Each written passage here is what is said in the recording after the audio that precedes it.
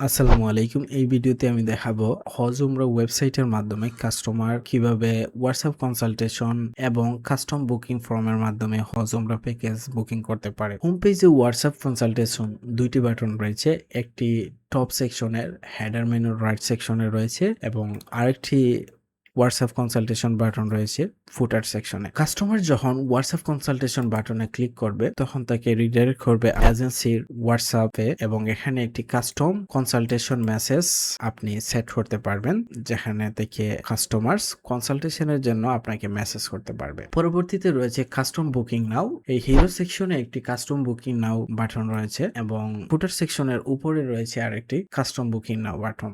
Custom booking now ফর্মে যখন customer click করবে তখন কাস্টমারকে এরকম একটি ওয়াসাম কাস্টম বুকিং ফর্মে রিডাইরেক্ট করবে। এখানে আপনি আপনার প্রয়োজনীয় তথ্য যেগুলো কাস্টমার থেকে নিতে চাচ্ছেন এই ফিল্ডগুলো এখানে দিতে পারবেন, আপনার মতো করে কাস্টমাইজ করে নিতে পারবেন। আমি এখানে একটি কাস্টমার হিসেবে ফর্ম ফিল আপ করছি। কাস্টমার মোবাইল নাম্বার, ইমেইল, কাস্টমারের জাতীয় পরিচয়, পাসপোর্ট, কাস্টমারের জেন্ডার, প্যাকেজ আমি প্রিমিয়াম হজ প্যাকেজ, এটা হজ স্টোর এবং কাস্টমারের নাম্বারস, যাত্রী নাম্বার, যাত্রীর সম্ভাব্য তারিখ এবং যাত্রীর ধরন, একজন প্রাপ্তবয়স্ক আর একজন চাইল্ড। এখান থেকে সে পাসপোর্টও আপলোড করতে পারবে।